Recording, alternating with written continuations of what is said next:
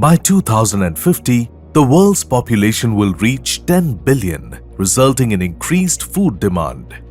Asia and Africa will lead in the food demand due to rapidly growing population. Global warming is one of the leading causes for increased pest issues. Hence, protecting the produced grains and commodity will be a challenge. Fumigant named methyl bromide is on the verge of being phased out completely due to its ozone-depleting nature. It is in use for export and import for quarantine purposes only. Alternate fumigants are developed. PHOSPHINE is the oldest fumigant available. The environment-friendly, economical, effective, versatile, and most preferred fumigant, released from aluminum phosphide and magnesium phosphide formulations, that is, aluminum phosphide and magnesium phosphide. Since its introduction in 1936, PHOSPHINE is the most dependable fumigant available in the global market. UPL is the global leader in manufacturing of metal phosphide formulations for fumigation. UPL has the leading global aluminum phosphide brand QuickPhos, manufactured in Vapi and used by stakeholders in many countries globally. The key brands of UPL in the fumigants portfolio are QuickPhos, Fumino, QuickFlow R, Weevil-Side, and MagnaPhos. Farmer is an important stakeholder in the UPL ecosystem. UPL is the first crop protection company to be a part of the Bellwether Index Nifty 50 and ranks 5th amongst crop protection companies worldwide, with revenue clocking $6.2 billion in 2021-22 and presence in 130 plus countries, 40 plus manufacturing facilities around the globe, and access to 90% of the world's food basket. PHOSPHINE is lethal for all stages of insects, including eggs. PHOSPHINE is the ideal fumigant for seed fumigation, as it does not affect the germination of seeds, unlike methyl bromide. In conventional method, aluminum phosphide tablets and bags or magnesium phosphide plates are used to release PHOSPHINE gas. In case of conventional method of fumigation, the rate of release of PHOSPHINE depends on temperature and moisture content of commodity.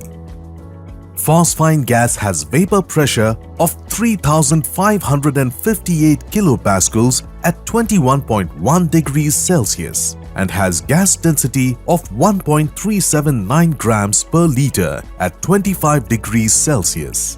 PHOSPHINE has water solubility of 0.3 grams per liter. General guidelines to be followed for good fumigation results. Before you start applying the fumigant, read the product label in detail for instructions. Read material safety data sheet. Follow your country's regulations. The fumigator has to be certified and approved by a competent authority in your country. Know your target pest and commodity to be fumigated with the aluminum phosphide or magnesium phosphide fumigant. Key factors for successful PHOSPHINE fumigation are: enclosure to be fairly gas tight. Check the temperature, humidity. The floor should be intact and there shouldn't be any cracks or drains. It should not be undulated and should be without any pebbles or stones. The plinth must be high compared to the surrounding ground level to keep rainwater away. The surroundings of the selected site should be well maintained. The stacking of jute bags should be well managed and organized. Clear space around the fumigated commodity has to be maintained for application of the fumigant. Fumigation cover should be fit for enclosure which has PHOSPHINE retention capacity.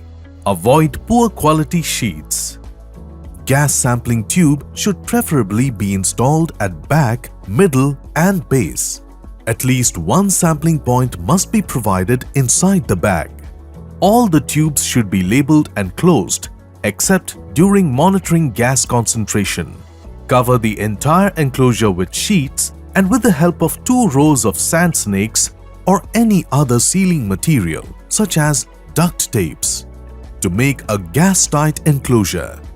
Wrong placement of sand snakes or improper use of duct tapes leads to phosphine leakages. Phosphine leakages from enclosure leads to fumigation failure. Grain moisture, ambient temperature and humidity should be recorded for favorable conditions to execute fumigation process. Enclosure volume to be measured. To calculate the quantity of aluminum phosphide or magnesium phosphide to be applied, the dosage of aluminum phosphide or magnesium phosphide should be calculated on volumetric basis and not on tonnage basis to apply correct quantity to the commodity. Barricade tapes to be placed at 3 meters from the enclosure with danger signs on it to avoid entry of unauthorized person near the structure. Stack under fumigation test leak checker monitor and other equipments for working. Wear and test the respirator for correct fitting. Do a negative pressure check. If the facepiece exhibits no leakage, the respirator fits properly. Open the Quick Phos flask with an opener for tablet application. If using Quick Phos bags, cut open the aluminum foil. Place the white pouch as it is in fumigation structure. The white pouch contains aluminum phosphide formulation. Do not cut the white pouch. Prepare cotton bags. Place the Quick Phos tablets in the bag for application. Do not place more than 10 tablets in one cotton bag. Take 6 bags of 34 grams from 204 grams Quick Phos foil pack and apply. Place each Quick Phos bag separately. Quick Phos tablets should be wrapped in cotton bags to be placed in between the gunny bags. Do not pile them. After placing the Quick Phos tablet or the Quick Phos sachets in between the commodity, pull the covers immediately and place the sandbags in 2 rows as brick structure to make the enclosure airtight. After covering the enclosure with the sheet, check for any gas leak or any correction in the enclosure. Do not rely on your nose for PHOSPHINE odor. Use Uniphos PHOSPHINE leak checker to detect PHOSPHINE gas. Initial monitoring should be done to measure gas levels on all sampling lines. All the readings should be recorded at a predetermined frequency during the entire exposure period. Measure the gas levels on all monitor lines. Endpoint monitoring to be taken to measure gas levels on all monitoring lines. Ensure all monitoring lines are at the desired levels. Document the readings and declare the fumigation as successful or failed. Before depositing or aerating the enclosure, the surroundings should not have any personnel up to 3 meters. Wear gas mask and test for fitting. Pull the covers from the back end of the enclosure and allow ventilation. Threshold limit value. Continue aeration until the gas level goes below TLV. Remove warning signs and risk area demarcation. After degassing, the left-out cotton bags or pouch will have aluminum hydroxide, the spent powder, which is toxic. The spent powder has about 3% of active aluminum phosphide. The empty flask should not be reused. Do not dispose of Quick Phos dust in washrooms and drains. Dispose of dust after treatment as per local regulations. Enclosed chamber fumigation is done with 100% sealing of the enclosure. Fumigation of shipping containers is done with aluminum phosphide. Check all the leakage points and ventilation so they can be sealed. Container floor surface and door gaskets are the risky areas which are to be sealed properly. Gaps in container floors are common and result in fumigation failures. Container floors cannot be checked for leakage points after containers are loaded with product and stacked. Hence, make sure they are checked before loading with the product. Plastic liners to be fixed inside the container to make them gas tight. All the ventilation gaps should be sealed from outside and inside, so they are airtight. Gas leakage should be checked at potential points once the fumigation process is completed. By using dispenser, direct application of aluminum phosphide to ships or vessels is done for fumigation. Probes up to 5 feet to 15 feet of lengths can be used. Do not eat, drink or smoke while applying fumigant. Do not heap aluminum phosphide tablets or bags. Do not fumigate structures that cannot be sealed sufficiently gas-tight. Do not use aluminum phosphide formulation when commodity enclosure temperature is less than 15 degrees Celsius. Do not use aluminum phosphide formulation when the relative humidity within the structure is less than 25%. Do not use aluminum phosphide formulation when the grain moisture content is less than 9%. Do not apply aluminum phosphide formulation as a surface-only treatment in a structure whose height exceeds twice its width, unless the structure or enclosure has gas recirculation facility. Do not rely on odor as a warning of toxic phosphine concentration level. Use the respiratory protection. As we are aware that aluminum phosphide formulation releases phosphine gas in conventional method when it comes in contact with atmospheric moisture.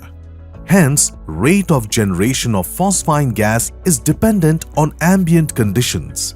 Also, distribution of phosphine in the enclosure is not uniform and peak gas concentration is achieved after 2 to 3 days.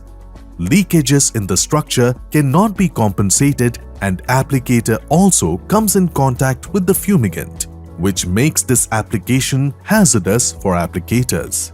When the flask or bags are opened, phosphine concentration is high.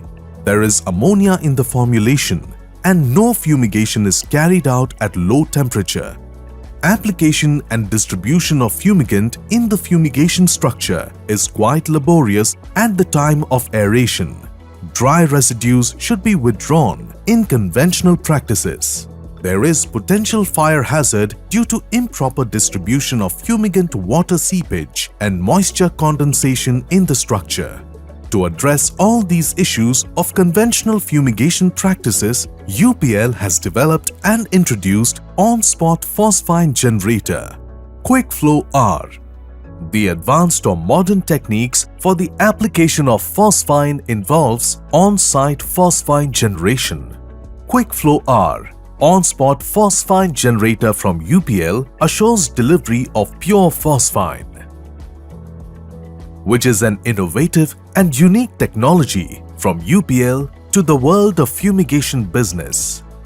Fumigation is a very important and inevitable process in food storage. UPL's fumigation products have proved successful and efficient globally. UPL is conducting various capacity building programs and stewardship programs for the stakeholders globally.